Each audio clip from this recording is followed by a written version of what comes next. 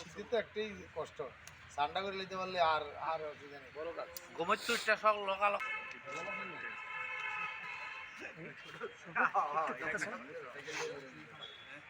রায় আড়ালিয়া ওনার অভিযোগ মূলে একটি এফআইআর রেজিস্টার হয় এনসিসিপিএস কেস নাম্বার 83 2025 এবং যে আমাদের নেহেরু পার্ক এলাকা থেকে একটি মোটরবাইক চুরি হয় এবং জিবি বাজার এলাকা থেকে একটা মোটরবাইক চুরি হয়।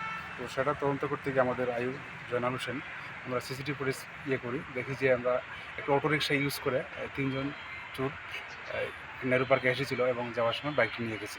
সেই অনুযায়ী আমরা প্রথমে অটোরিক্সাটির স্ক্রিনবোর্ড বের করি, আইডেন্টিফাই করি মালিককে অ্যারেস্ট করার পরবর্তীতে দুজনের নাম পাওয়া যায়, আমরা দুজনকে অ্যারেস্ট করি এবং তাদের তদন্তের ভিত্তিতে আমরা জিবি বাজার থেকে যে বাইকটি চুরি হয়েছিল সেটা বিএসএফের সহযোগিতা নিয়ে আমরা সোনামোড় থেকে সিজ করি। বর্তমানে বাইকটি মানে আমরা বিএসএফ কাস্টডিতে আছে, আমরা নিয়ে আসছি রয়্যাল এনফিল্ড বাইক এবং আরও একটি বাইক ধলেশ্বর এলাকাতে চুরি হয়েছিল এবং সেটা তারা এয়ারপোর্ট এলাকায় বিক্রি করেছিল, সেটি আমরা উদ্ধার করি এবং তাদেরকে রেড করার সময় আরও একটি মোটরবাইক পাওয়া যায় নাম্বারলেস, সেটা আমরা দেখছি কোথা থেকে চুরি হয়েছে।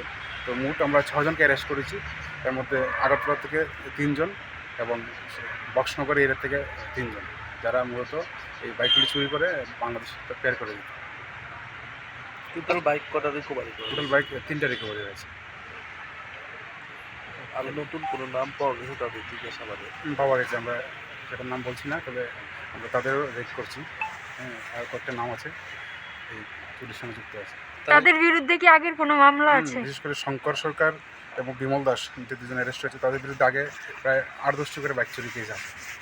আচ্ছা, তাদেরকে আমরা বিএনএসএস